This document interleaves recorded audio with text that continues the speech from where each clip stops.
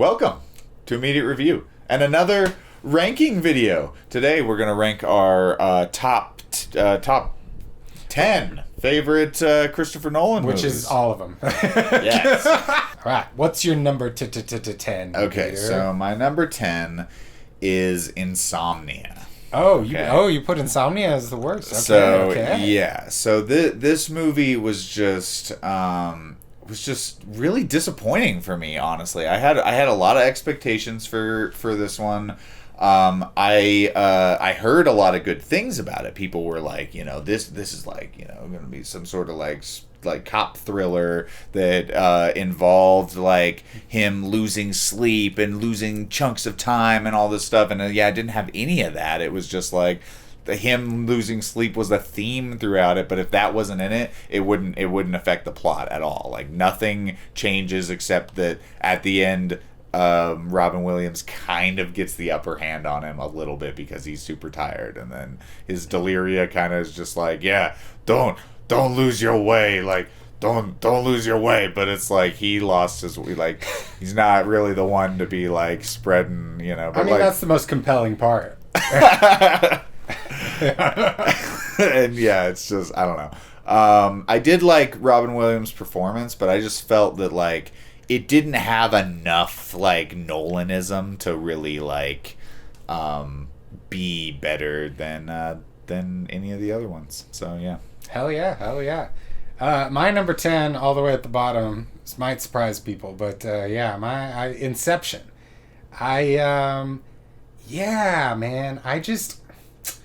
I'm really not a fan of this movie beyond like some of the camera work and stunts and special effects. I think it's the most exposition heavy of all his movies, and just so much of it is just explaining how Inception works. And I don't find Cobb to be that interesting of a character. I think, his story's intriguing the first watch, and then the second watch, it's just like, I don't know, and especially since he's played by Leo, you just compare it to all the other stuff he's done, and it's underwhelming. It's underwhelming as a Leo movie. For me, it's really underwhelming as a Christopher Nolan movie. And I laugh a lot during this movie. And when we watched it the whole time, it was just like, it's massive eye rolls. And I don't know. I don't buy into the plot of Inception, and my disbelief is not suspended. Yeah, I never realized until the last time we watched it just how ridiculous it is that they pluck Ellen Page out of class one day and just like she's instantly on board, and we never really get to know her, any of the characters except Cobb. And the next thing you know, it's like, guess what? Is this a dream? Yeah, it's like, I fucking drugged you. We drugged you. You're actually asleep in a garage with an IV in your fucking arm. Now risk your life for my cause. It's like, okay, I don't buy Inception. All right. My number 9 is Inception. Woo! Yeah. So just continuing the conversation. Yeah, it's just like it's so ridiculous. The reason I didn't put it as the worst one is that the only redeeming thing I like it is the Nolan twist at the end, when it's like the reason he knew how to Inception people was because he did it to his wife. That was the most compelling part for me. And he did it to pull her out of the dream. Like that's the cool part. It's like she was just scared and didn't know if this was reality or if that was, and he put the idea in her head that this is not reality. No, and I do dig that. And then it existed when she woke up too, and it's like, fuck, that sucks. But everything else is like, very exposition heavy. Leo gives a underwhelming performance, like, and not because of him. I really think that the source material, like that he was given, is just giving him just a bare bones character that he has nothing to draw off of. Like, he has to overreact in so many scenes to even make things compelling. When I first watched it, I linked it to like the relationship with my ex-wife, and like I thought that like it was like, oh, it's so like romantic and just like, and then it's like, no, it's not. So yeah, Inception. One thing I noticed the last time we were watching it is just it feels like a 90s action film. Like, I don't know why, but for me there's this dissonance where it's trying to be a cheesy 90s James Bond movie, but it's also taking itself so seriously. Like, and I think for me that's where there's just a weird dissonance in the tone, and like if they tied up all the plot holes, I would love this movie. And if it was made in the 90s and it was full on cheese fest, I'd love this movie. But as it is, it's a weird mishmash of the two. I can see that. My number 9 pick is Insomnia. I like this movie. I think it's good overall, but like you said, that there are just aspects of it that are underwhelming and could be better. But it's not really. Its flaws are really in what should be there, and not really. There's nothing really wrong with the movie itself. Exactly. It's just like I expected more from Nolan. Like I wanted there to be some sort of like back story between Robin Williams and Al Pacino that connected them. And that was like what the books and stuff were about, and his insomnia was either causing him to forget all of it or was like being there's just something more there. And then just, you look tired, detective. And it's like I'm fine. Yeah, and it's like, he didn't eat any ice cream in this either. What the hell? My number 8 is The Dark Knight Rises. Dude, our lists are going to be so similar. Mine's The Dark Knight Rises, too. Might as well. Alright, so this isn't in a way an immediate review because we just watched The Dark Knight Rises. Literally right before we filmed this. So this movie is just...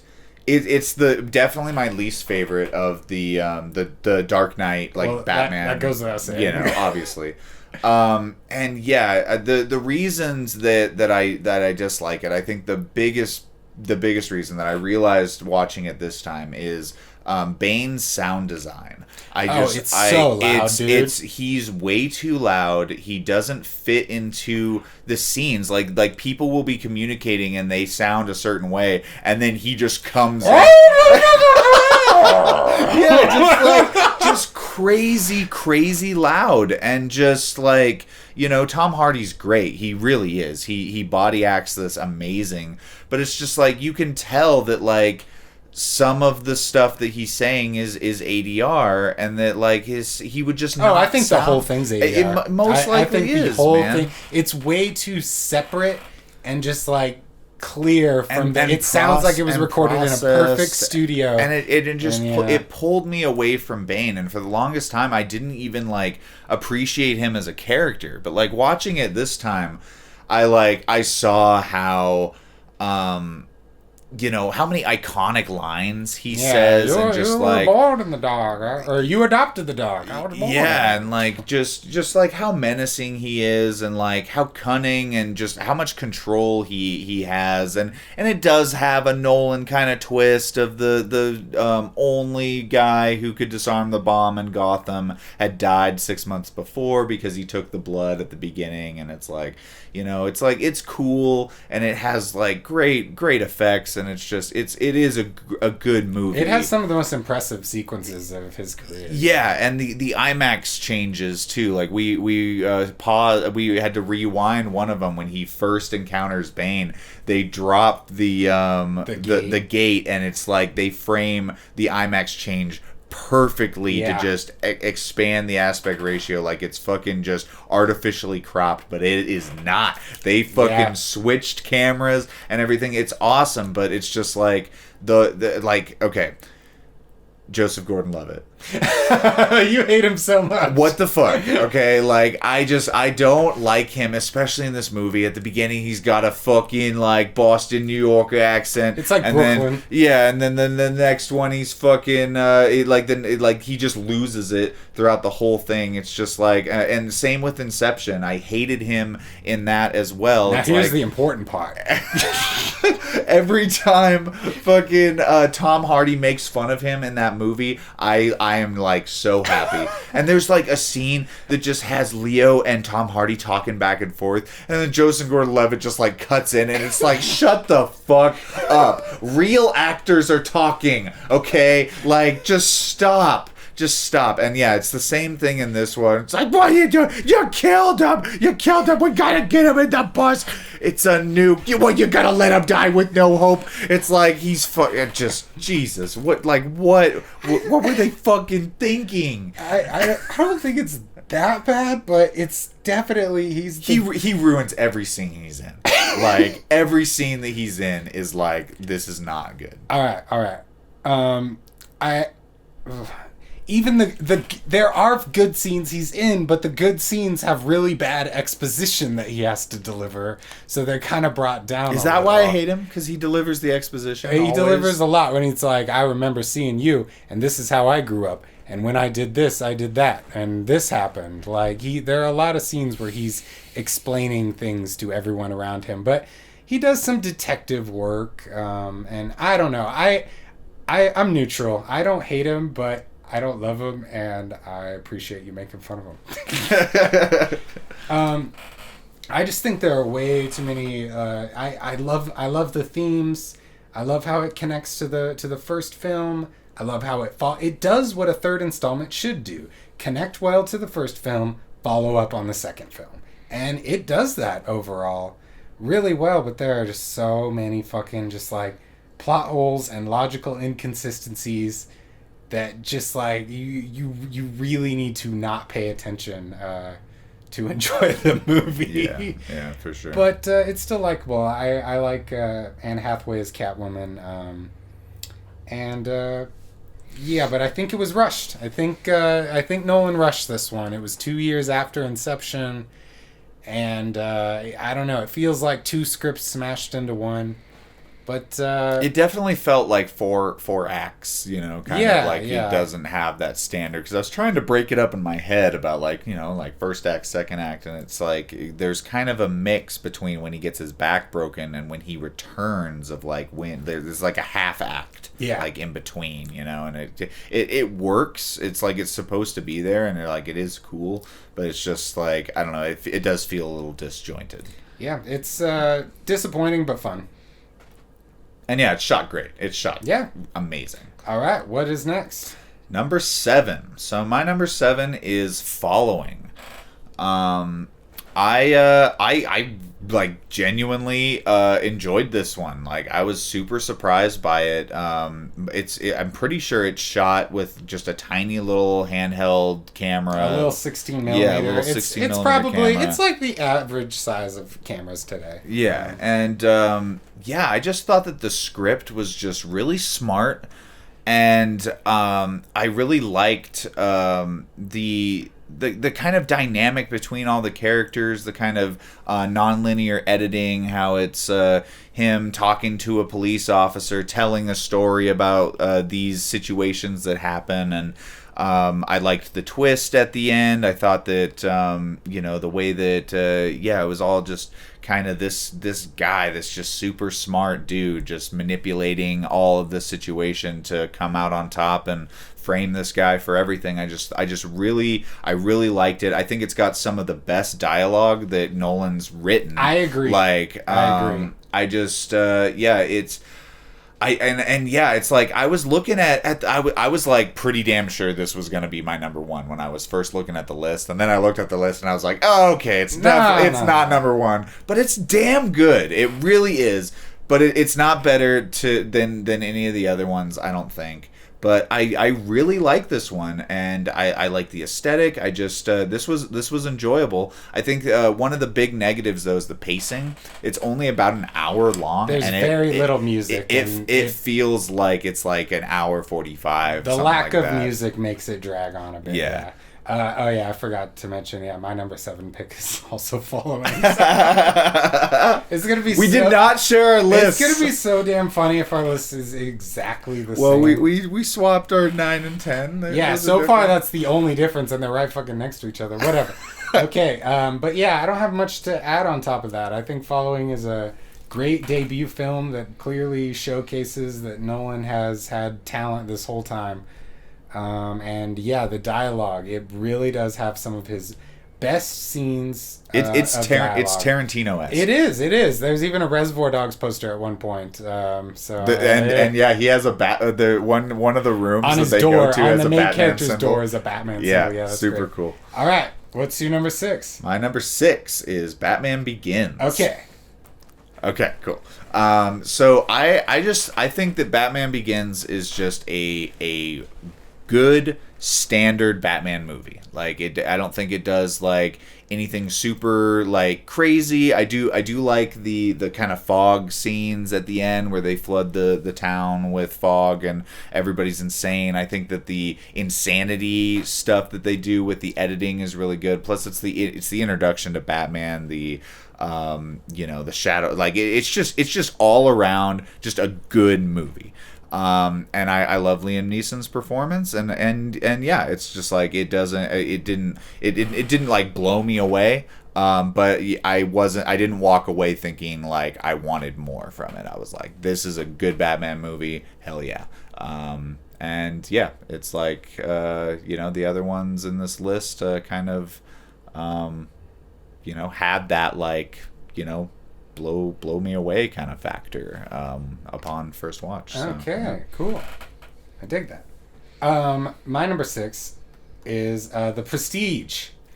This is one that I really like, but kind of like The Dark Knight Rises, it's just got a few holes that I poke at.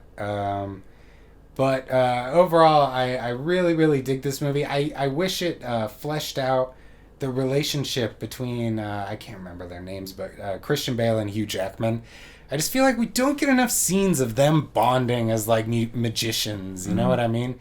They kind of thrust them into being enemies pretty quick. It does happen quickly, but I think it's a really tight film. It's the one I've seen the least. I rewatch it the least, and it kind of seems like the one that's gone the most overlooked in his career. Like, not a lot of people talk about The Prestige. I didn't even know this was a Nolan movie. Yeah, when you first mentioned it. The benefit of that, though, is that people don't know the twist, and the twist is not iconic, and so people walking into this movie will be surprised at the end, and I think that's fucking good. But yeah, really love The Prestige. My number 5 is Memento. Oh. So yeah, when I watched this, I'd been told a little bit about it. It was like, there are scenes that progress linearly that are black and white, and then scenes in color that progress backwards. And I was like, that doesn't make any sense to me. Because I was like, how, like in reverse, like are we getting like Tenet? But that wasn't the case, and it actually frames the story pretty well. I personally think that if the movie was just laid out in front of you, just completely linearly, it'd probably be a shit movie. But the fact that it's edited in this way that like every scene or every like instance where his memory lapses is when we're reintroduced to the character, essentially. And so it does kind of, unless you're really thinking about what happened in the scene before the scene you just watched, you are kind of put into his shoes of like, fuck, what is going on again? And like trying to piece all this stuff together because you have no idea what the people he's interacting with know, because this is towards the end of the story. And so I've seen it 6 or 7 times, and still every time I'm like, all right, the last scene was this. Yeah. And it progresses in a way that that makes sense. It's like, because of the decision he makes, essentially halfway through the movie, but technically at the end of the movie, leads into the decision that he ends up making in the end. It's like we just follow this like specific decision that he decides to make because he can't accept the truth of his own situation. And I did like the kind of nuances that they were throwing in with like the story he was telling everybody about. I think it was Jimmy Schmidt or something like that. The guy who he Jimmy Schmidt. I don't remember what his Sammy Jenkins. Sammy Jenkins. Remember Jimmy Schmidt. Remember Jimmy Schmidt? Remember Jimmy Schmidt. Obviously, that type of memory doesn't work on me very well. I've only seen it once. It's okay. But yeah, so kind of like that. I really liked that that aspect, how it was a kind of reimagining of his own situation that he created to help himself cope. And yeah, it just and I think that this about a lot of Nolan movies is they kind of like they're building up this mystery and they're presenting all this stuff to you, and then once the reality is revealed to you, it just makes sense. It's like, oh yeah, like you told me all of that stuff before, and now all the pieces kind of come together. I think The Prestige is a perfect example I'll talk about later. But yeah, I think that this one is just like, with everything being laid out the way that it does, it makes perfect sense that the situation was what it was. And yeah, I definitely recommend that people check this one out. But the main character, I think, and this is one of the reasons why it's kind of ranked low, is the inner monologue that he kind of has with the audience. I don't really like how it's narrated. Like, I don't think that it's I think that the cadence is just kind of weird. I think it could be better acted in terms of that. But when he's in person, I think it works really well. But when he's like doing the over narration, I think that there's just some sort of like he has a sort of like disconnect when he's overdubbing. Just doesn't gel. Yeah. He's no Morgan Freeman. I'll say that. But yeah. My number 5 is Batman Begins. So honestly, I personally was blown away because I don't know if you remember. Did you see this in theaters? Batman Begins? Yeah. I'm pretty sure. Okay. So yeah, I just the superhero landscape at the time, basically like Spider-Man 2 had come out the year before, and at that point it was just like widely acknowledged as like the best superhero movie, and a lot of the other ones had been shit. And the last Batman movie was Batman and Robin at this point, and people, it's one of my favorites. People had not, but people hadn't forgotten. And I remember being in line at the theater, hearing people go like, "Oh, I don't know, another Batman movie? How can they do that?" And like Christopher Nolan fucking opened the door to just like the potential of Batman in cinema.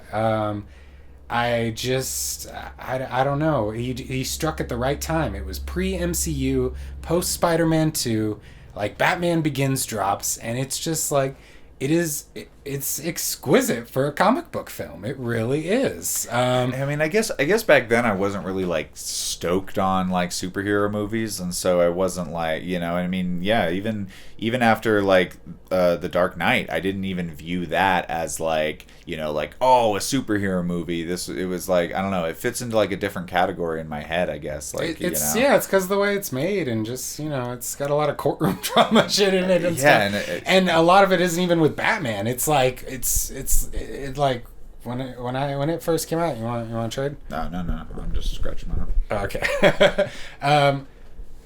But yeah, when it first came out, I was just like, man, Batman just like in some country training in the mountains. Like, this is amazing. I haven't seen anything like this. I did really, really like those scenes there, and it's got mind your footing.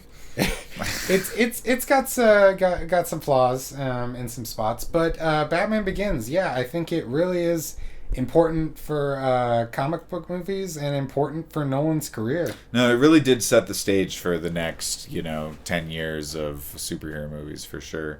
But yeah, like I said, it just kind of fits into a different category for me. But yeah, I understand what you mean. But yeah, so my number 4 is The Prestige. So yeah, this is another like kind of one I would like just it just has the perfect Nolan. It's just the perfect Nolan movie, Yes. This movie is the perfect Nolan movie, and there are three better ones, but this one like highlights just like Nolanisms and whatnot, and the twist and the building of a mystery, and like not knowing what's going on until it's revealed to you in the end, and it's like And the truth of everything is completely presented to you. It's like, like we are told how he does the trick straight up throughout the entire movie. This is how I know how he does it. And it's like we are shown all of the hats and whatnot. It's like everything is explained to us perfectly, and yet the twist is still like, wow, I didn't expect that. Yeah, but it's also twistception. There's like 3 twists. Yeah, and it just like but it makes perfect sense. Yep. And it's like, and yeah, I think that's why this one is so high on my list, is the fact that it was able to build this mystery and present everything to me, and I still didn't fucking see the ending coming until it came, and I was like, oh yeah, it's fucking obvious. Like you told me all of this stuff. I'm just stupid and thought that I just didn't know. And yeah, because it like there are some things bound in reality and some things aren't, and it makes you question, like, if this isn't bound in reality, then maybe this isn't. And it's like, no, it actually was, but this wasn't. And yeah, so it just makes you question the reality of the movie really well, and I like that. And so yeah, number 4, The Prestige. Hell yeah. My number 4 is Memento. So yeah, I used to actually be a pretty big Christopher Nolan hater around 2010 when Inception dropped. Everyone was like, this is the most brilliant thing cinema has to offer. And I was like, this shit's dumb. And so and all I had seen is the Batman movies, which I enjoyed. But like, at the time everyone's telling me Christopher Nolan's a genius, and I'm just like looking at 2 Batman films and that, and I'm like, I think he's really good, but I don't understand how he's a genius. And then I watched Memento, and I was like, okay, man's a genius. I get it now. It's one of the most uniquely plotted and edited movies ever. Nobody's even tried to do this again. This isn't something that, like, took off. Like, oh, they're doing the Memento thing, huh? It's just like, no one has attempted anything like this again because it's just so fucking outlandish and wouldn't work in any other narrative, really. But Christopher Nolan created a character that he's able to build an editing style around and put you in that person's shoes so well. And yeah, I love the twist in this. How I'm sure, spoiler alert if you haven't seen Memento, but how in the end he just he kills Ted and just kind of lives his own cycle of constantly looking for his wife, and it's kind of a bittersweet ending. It's like he has a sad life, but he has purpose now, because if he knows that he killed his wife's killer, which probably didn't even happen. I love it. Yeah, it's amazing. You can barely scratch the surface. My number 3 is Interstellar. Me too. So I love space. I think space is super fucking cool. All right. And this movie does space really fucking well. Yes, it does. Incredibly accurately. The most accurate depiction of a black hole ever shown on film. They literally had like physicists come in and like recreate the dynamics of a black hole, like in their software, and like created this thing, and the knowledge about like, or the information that they give you about like relativity and how the faster you travel, the more time you're losing and things like that. The performance that Matthew McConaughey has is just fucking incredible. I really do think that the relationship that he has with his daughter in this, and their connection, and like seeing her like grow up and whatnot, like, and just him like having to see the consequences of like of him trying to do the right thing is just so sad. And it's just like it's a great movie until the end, and that's why it's my number 3 and not higher on the list, because it's like once you get to the very end and it's like he's like, there's a point where I wish the movie ended, definitely, but yeah. Yes.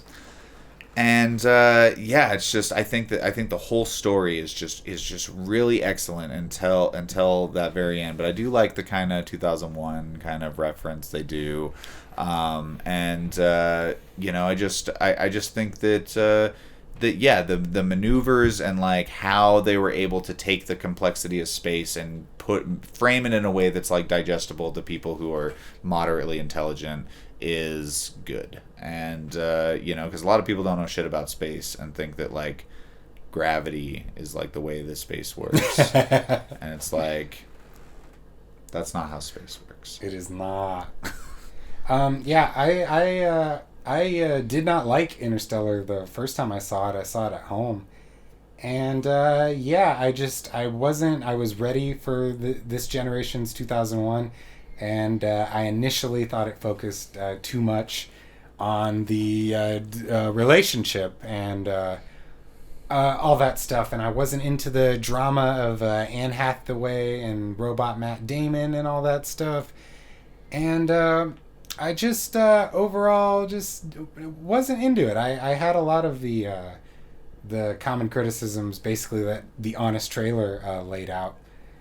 And I still, for the most part, do. But and I saw it in 70 millimeter because it's like I'm not gonna pass that up. I didn't enjoy the movie, but it was fucking, objectively gorgeous. So yeah, why not? I'll go see it in theaters.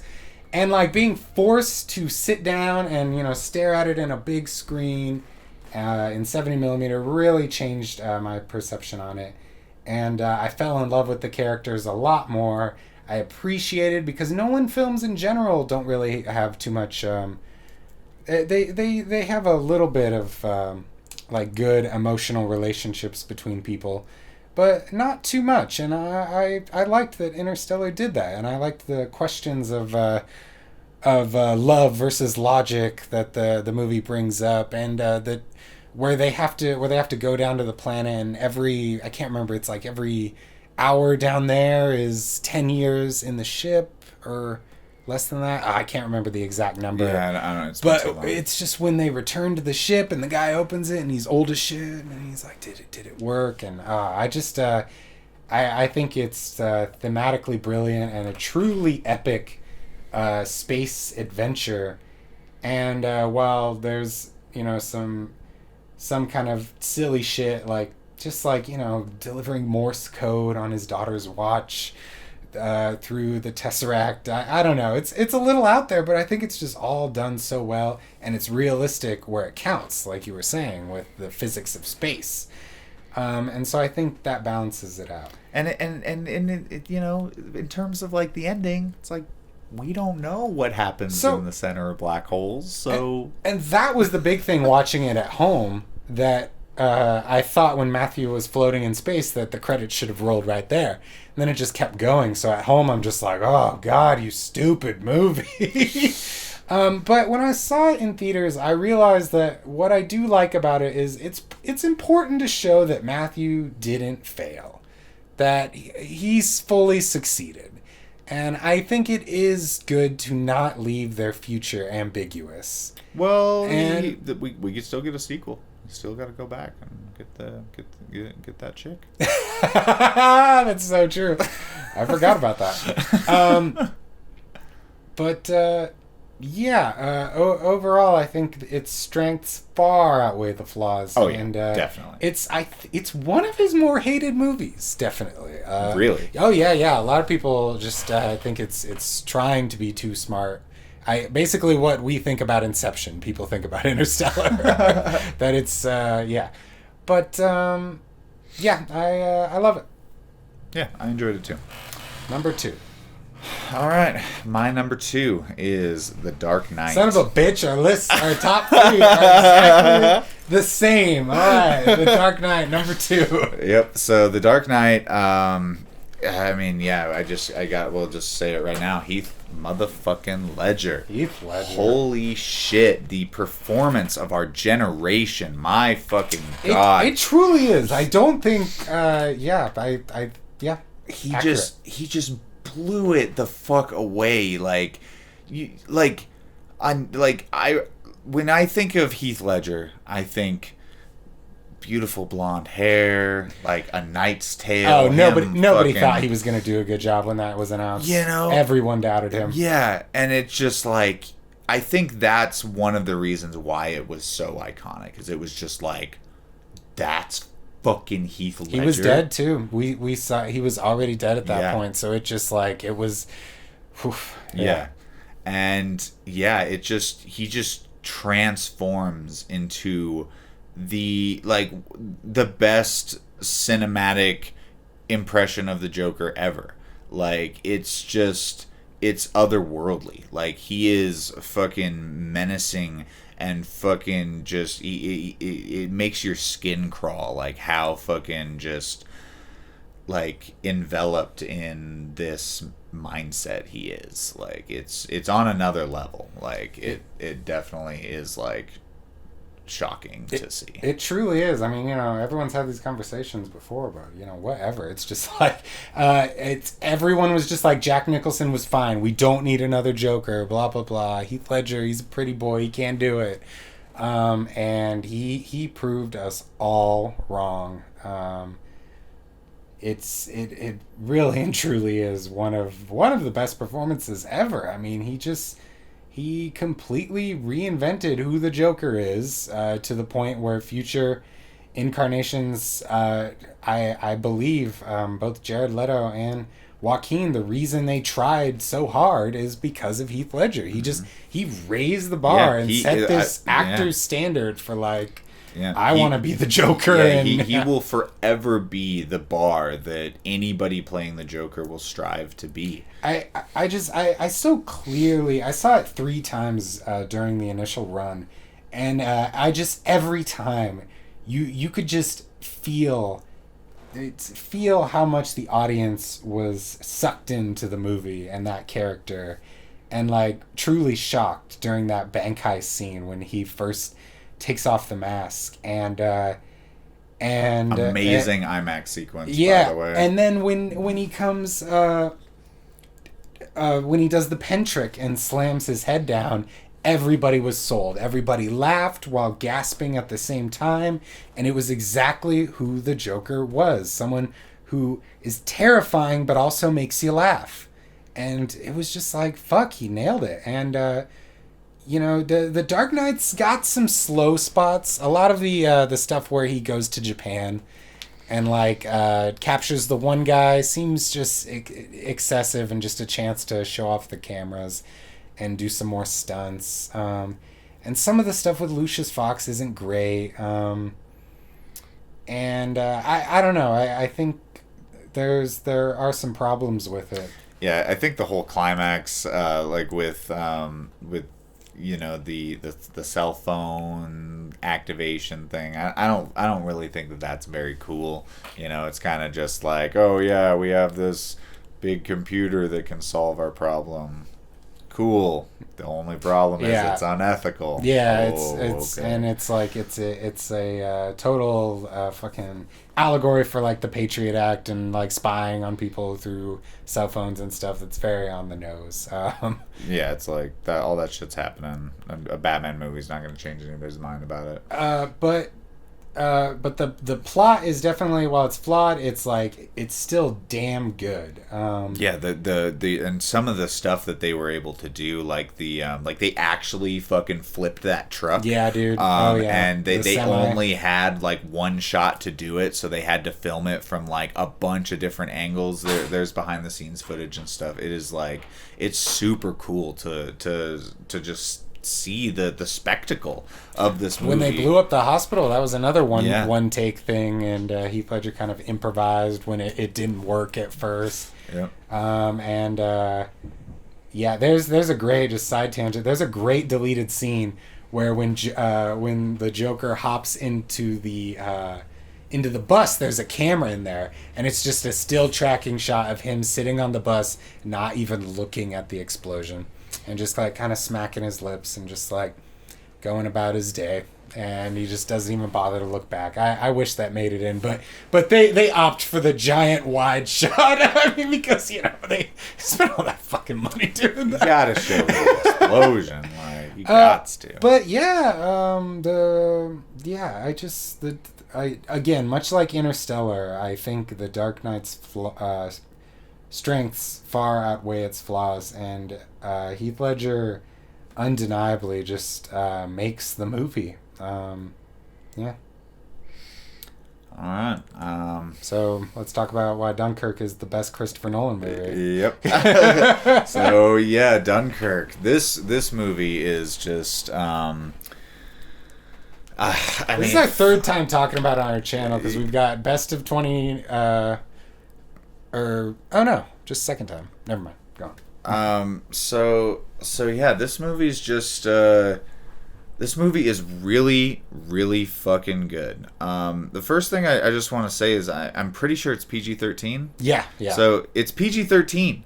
And it's like, this movie has so much tension in it that is just, like, palpable throughout the entire film. And, the soundtrack does a great job of building it. But it's just, like, the fact that they're able to, not have a lot of gore, not have a lot of people die on camera, and still have this level of just ominous, like, they need to get they are surrounded. They are all going to fucking die if they don't get out of there. It never once feels like they're skirting around the MPAA or, like, making sure it's good for TV or, like, just, like, sugarcoating it. I don't know. It's just they successfully got away with...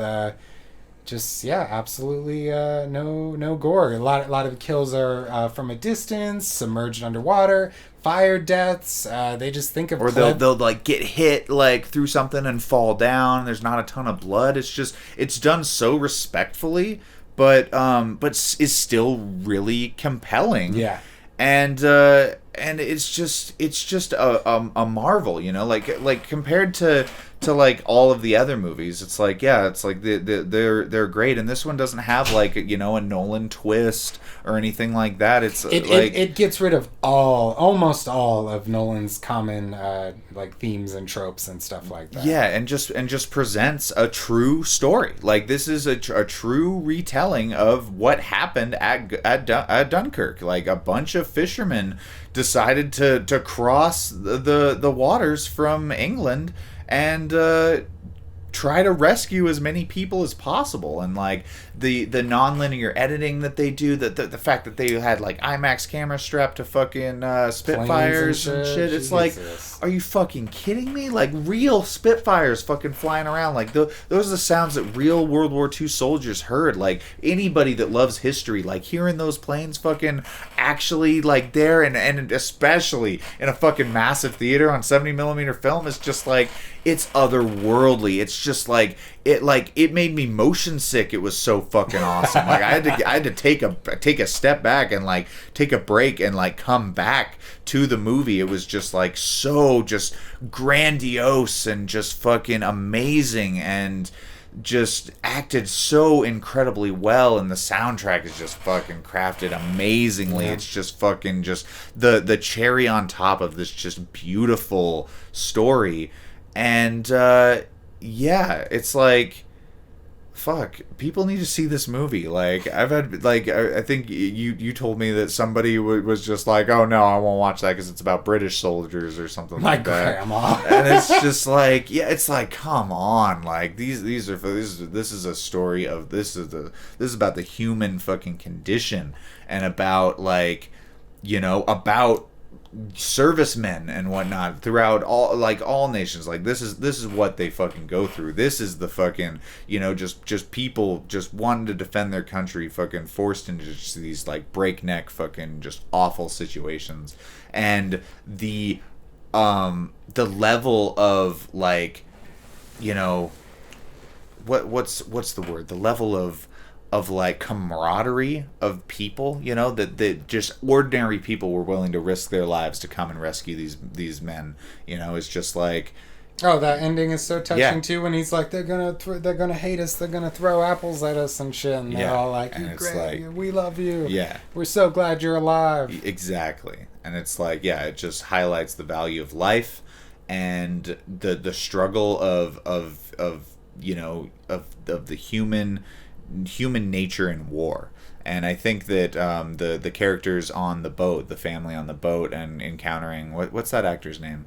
He played Scarecrow. And, Cillian Murphy. Yeah, he I think it highlights that a lot as well, of the like someone who's gone through the like the pinnacle of it and is being dragged back in and whatnot. And I kind of viewed his like of like the either the draft or anything else. Just when like, he's seen it firsthand, and yeah, he doesn't exactly. he doesn't understand why the fishermen are willing to go there. Exactly. He's like, you're fucking nuts. Yeah, and it's just there's the conflict and everything in the movie just makes complete sense, and it's just it's acted so well. The acting is incredible through. There's not one actor that does a poor job in this film. It is just the pinnacle of Nolan's entire filmography. And I love this movie. I want to watch it again. I know, right? Yeah, he just I don't know. He did everything different on this film. Most of the time his movies are like 2.5 hours. This is, I believe, his aside from Following, his shortest movie. He normally has really fantastical elements. He decided to take on a true story. He normally has a lot of exposition explaining things. It's a little repetitive, but he normally has a lot of exposition throughout his movies, sometimes too much to its detriment. And this movie has like barely any. Basically, just got to briefly, comment on who's coming and where they need to go. Right. But it's brief. It's realistic. It's got I don't know, the characters, you feel like you know them even though you're given so little about them. Like in Inception, I never once feel like I know anybody, but for some reason Dunkirk, it's just the way the actors are directed. Just I don't know, I can feel their story. I don't know, I can't explain it. Maybe it's the realism of it. Yeah, the sound design, everything. It was snubbed, methinks, at the Oscars, honestly. What one beside it? The Shape of Water won that year, which I really like, but I think Dunkirk is a much more impressive movie. And yeah, the fact that he all those naval ships, and it's like, go watch Midway and just how much the new Midway, and how much obnoxious CGI is in that, and it's just like embarrassing compared to Dunkirk. I think just commenting on what you were saying about the actors, I think that it's more that we don't really get a true glimpse of like who they are. It's like but we get their sense of camaraderie. Like we're kind of like the way that it's shot as well, kind of put into the shoes of like of them. It's like we follow around, but we're never latching on to like each segment has like one character. Yeah, and even then it's like it could be viewed as if there's somebody else there, and it's like if we're a soldier, odds are we're probably not going to get a ton of backstory while we're being like rushed into boats and stuff, and we're all think that we're going to die. And you relate to the fellow soldiers. I guess the movie was just exactly. Just like it just presents like if you were there, you probably wouldn't know a lot of these people. Maybe a close knit, like maybe a single person we follow in the narrative, but for the most part, we're just seeing their struggle, and it's like it's relatable because it's the human struggle in war. And war is fucking hell, and it sucks. And yeah. And I remember reading a review or an interview with Christopher Nolan, and he was saying that part of the reason he decided to make it more visual storytelling is because of the Tree of Life. He said he watched the Tree of Life and just kind of had an epiphany about what you could do visually versus spoken. Show, don't tell. So I'm really it's not a permanent rule, because sometimes you do got to tell, not show. But you got to find the balance, and I'm really interested to see how that balance is going to be in Tenet. because he's learned this newfound visual sense of storytelling, but in his next movie he's definitely presenting Memento and Inception levels of crazy, interesting shit. Mm-hmm. And yeah, I'm really excited to see how Tenet turns out. Not sure if I'm excited to risk my life for it.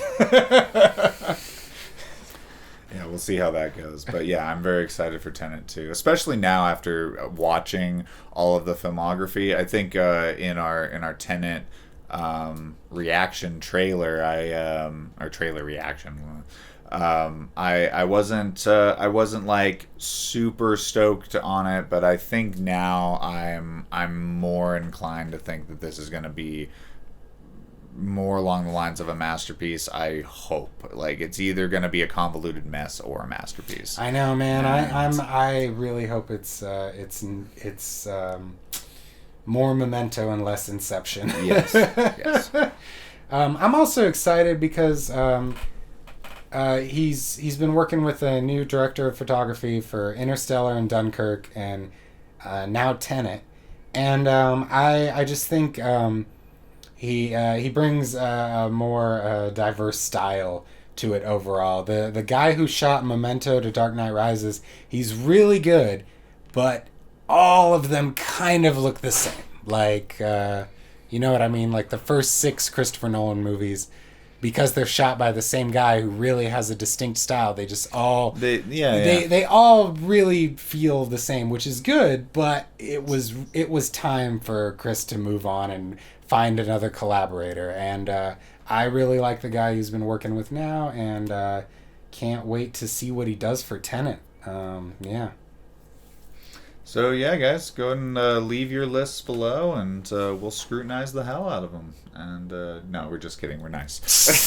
I think it's so funny how similar our list turned out. Like, swap 2 of them, and our lists are like the same. Basically, exactly the same. Yeah, man. I Which know. what is it? What does that say? What is it us or is it Chris? Because our Quentin lists were we had nothing matching. I think we had 1 matching thing. So what is it? I don't that know. made these lists match so well together? I mean, I don't know. That's a good question, honestly, because, like, you know, obviously we spend a lot of time together and we review these all the time. But even then, we've seen the it's Tarantino like, movies together a billion million times, so that doesn't have any influence on that. I think it's just a harder list. I think also part of it is Nolan has a strong auteur identity, which is great, but it's also very similar throughout his films. And where Tarantino, each one is different from the last. Yeah, even when he switches it up. Yeah, even when he does back-to-back westerns, it's completely different. Yeah. But you know, Nolan, a lot of guys in suits with dead wives, and a lot of twists, and I don't know, I guess, like you say, we normally do see eye to eye on that, so when we're both analyzing something more similar, I guess it comes out the same. Yeah. I don't know. We'll see in our next ranking, but yeah. Yep. All right, guys. We'll see you guys next time. Put your list down below.